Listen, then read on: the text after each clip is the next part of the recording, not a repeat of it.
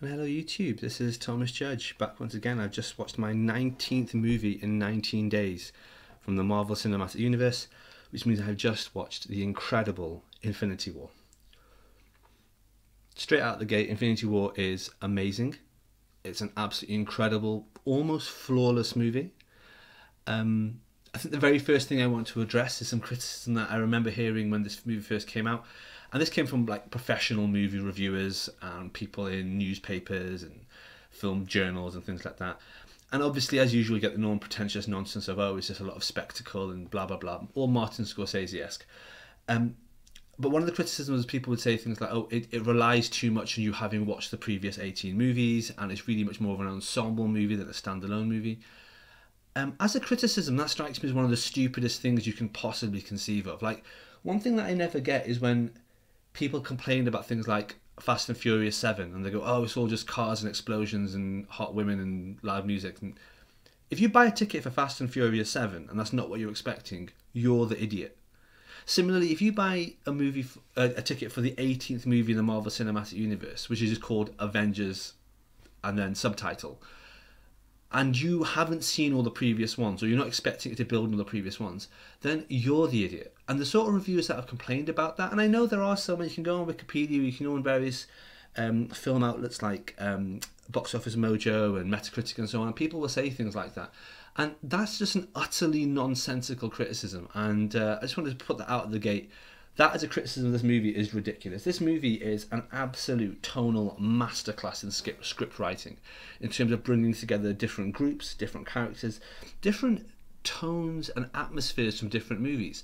At one point you've got a Captain America scene that segues straight into a Guardians of the Galaxy scene, and both sections maintain their unique tonality. The grimness on one side, the light-hearted musical levity on the other, and yet it still all blends together. This film does it in a way which is absolutely astonishing.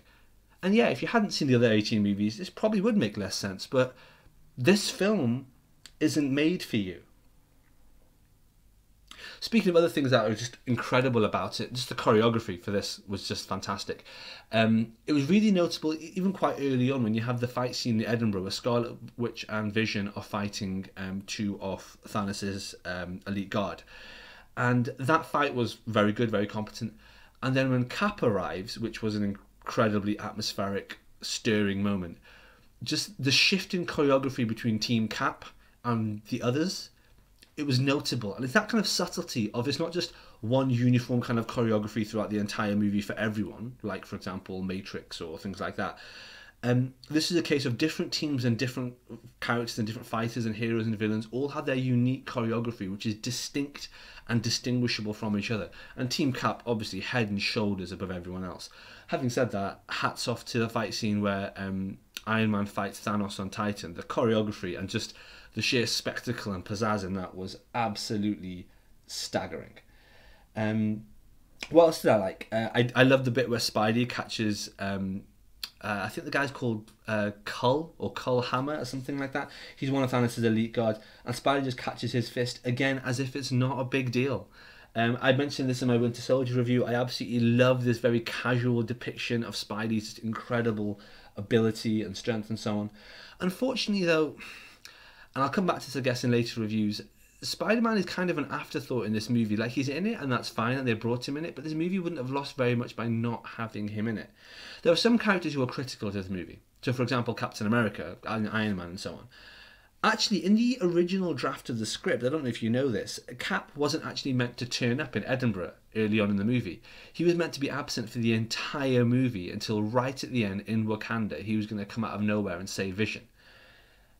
I'm glad they didn't do that, because that would have been insanity by any reasonable standard. Like, that's just too much tension building, too much anticipation. It just would have been crazy. But on that note, my point is that Cap is essential to the movie, whereas Spider-Man to this movie, he felt relatively incidental. I guess, like I said, this is something we'll talk about later on as well.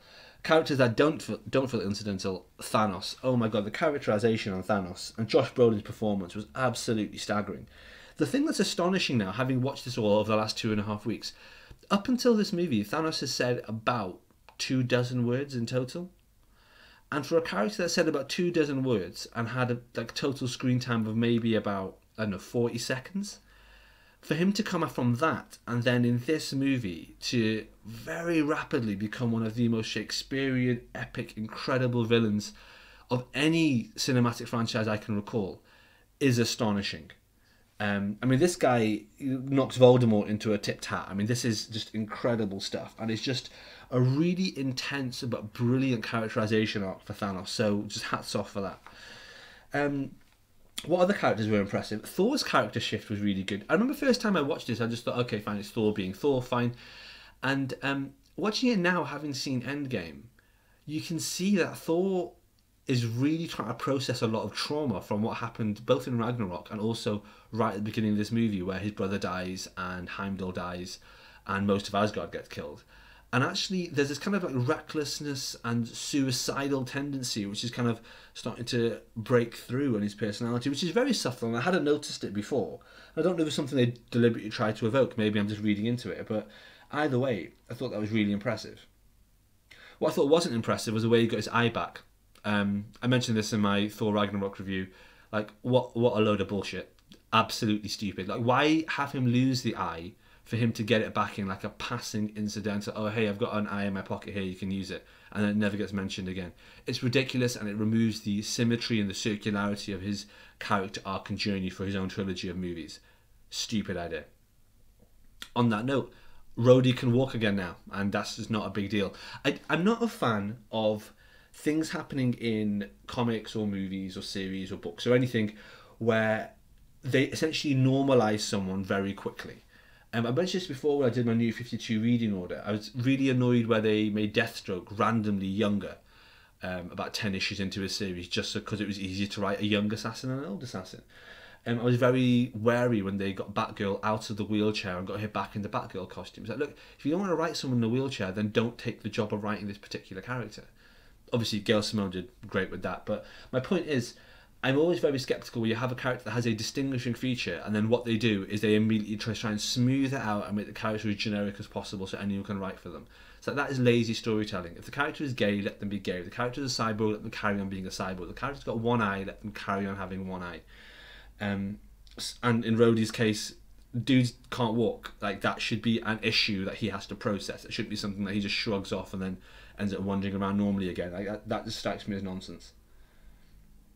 Other thing that strikes me as nonsense, Doctor Strange's portals. Not least of all the fact that they are by far and away the most powerful weapon in the entire Marvel Cinematic Universe. I mentioned before the failed Pym particles in Ant-Man and how dangerous they actually are and should be and could be. But Doctor Strange's portals link two different places in space and time, and therefore when they close, they separate places in space and time. In other words, they can cut through anything, and you see that where they cut off Cole Hammer's arm. It's like, well, if that's the case, he could cut Thanos in half, right? He could cut Thanos' ship in half, right? He can cut literally anything in half, right? On that note, when they go into Titan and he's convinced Tony Stark to turn back and come home, why doesn't he just portal home? He portals home in Endgame, which subjectively for him is like an hour later because he died and disappears for 5 years and then comes back. So, given they can portal anywhere literally in the universe and across the galaxy, why are they stuck on Titan? I just don't get. Why didn't he portal Thanos into the middle of the sun? Anyway, look, do you know what? I don't want to pull threads on that, so I will stop. But there is one more thing I just want to say I didn't like about this movie. There was Thor's eye, I think is one thing I didn't like. Another thing I didn't like was Quill's temper tantrum on Titan. I just find it really frustrating to watch. I understand it's obviously essential for the narrative and it suits the character arc and it suits their personality, but it just made me like Quill less. Listen, I know it sounds like I'm bagging on the movie. I'm not. This is one of the greatest movies I've ever seen in my life. There are just some funny, odd things that I was like, this is a weird kind of choice and weird tonal things that they've done. What I think I might do is that after watching all 22 movies, I might actually do a YouTube video just talking about my thoughts about things they could have done differently and different ways of structuring it or maybe changing slight things just to shore up some of these gaps and to make things work. I don't want to say slightly better, I'm not that arrogant, but just in a way that perhaps I personally would find more fulfilling. Let me know in the comments below. Let me know your thoughts. Do you want to hear me do my thoughts on what could have and should have been different in the MCU? Let me know, because that might actually be quite a lot of fun. On that note, speaking about the MCU, I was trying to work out in my head where all the various gems and Infinity Stones came from. And as far as I can tell, the Mind Gem, which is the one here they're trying to get off Vision and is the final one that Thanos gets and so on, is the one that he gave to Loki. It is, isn't it? So why did he give it to Loki? This makes no sense, basically. I'm sure there's some kind of meta-universe context kind of decision or explanation for this that's in the expanded universe, which I am not going to look into. Yeah, so those are my thoughts, guys. This movie was brilliant. It really feels like this 22 movie watch through is really paying off now. I know tomorrow I'll be watching Ant-Man and the Wasp, and actually, as an aside, I will just say that I think it's a very good idea, given just the emotional nadir this movie ends on. I think it's a very good idea for them to have split up Infinity War and Endgame with other movies in between. So tomorrow I'll be watching Ant-Man and the Wasp. Please join me. As always, like, comment, subscribe. Let me know what you think of the series. Let me know what you thought of Infinity War. And as always, support the channel by heading over to Amazon and picking up my prose novel. The link is in the description below. Until tomorrow, which will be Ant-Man 2, stay classy.